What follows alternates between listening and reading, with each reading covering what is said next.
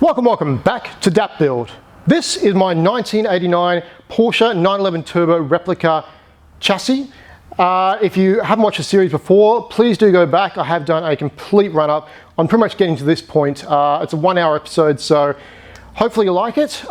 If you want to continue with the journey, I hopefully try to do episodes weekly, so do stay tuned. This one's been a bit more of a task, but we got there in the end. So this is a redo, more or less new introduction style and new outing. Probably sure it's very cringe, but I don't care. Today I'm going to be going over putting this thing on a rotisserie. This is more or less a DIY rotisserie that I have constructed using a couple of engine cranes. So engine cranes, they're not engine cranes, they're engine stands. Far out. Anyway, engine stands. A couple of engine stands and then making up some adapter plates to more or less sandwich the body to the face plates. So this has been a 3-week ordeal because I screwed up on measuring the bolts on one of the face plates by 10 mil. I measured it as a 30, it was actually 29 centimeter. And of course that just didn't allow bolts to go through, as you can well imagine. So redoing that, and of course getting to the final point and then getting this thing being able to flip itself over and over and over again. Yeah, more or less, if you like the idea, feel free to copy it. I more or less had inspiration from a chap on Facebook, so thank you very much for that. That pretty much gave me the idea to mock this up, and I'm super happy with it. So anyway, on with the video.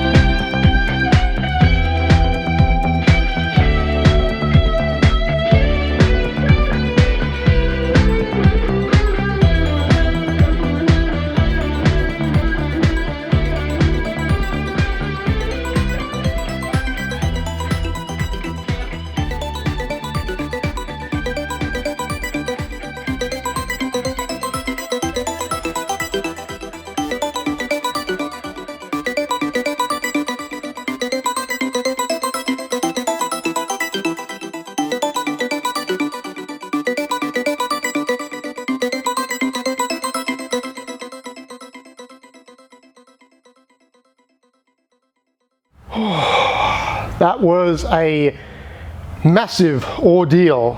So finally got there, at least. That's the main thing. It's off the sawhorses now. Wow, mental blanks I have sometimes. Off the sawhorses now, and it is standing on its own two engine crane feet.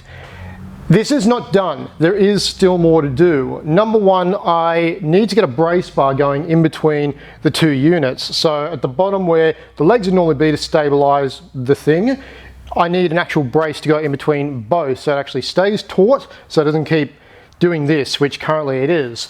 The only thing really holding this thing together so it doesn't separate completely are these. So not exactly safe, but it isn't falling off or anything like that. It is secure. That's the main thing. The other thing I need to do is this face plate here. I'm really not happy with how it's sandwiched together. Unfortunately, because the bolts at this section here are hitting a bulge in the actual metal of the unit itself. So I need to, I'm thinking, annoyingly, having to grind down the heads and weld those actual bolts in place to this so that then it just goes through. I'm thinking of other ways I can potentially do it. Potentially, I might be able to just grind a bit of the head off, which I'm not really a massive fan of, but it is an option as well. Just so it has something on the inside that it can't escape, because who knows what my welding's like just yet. So that is another thing.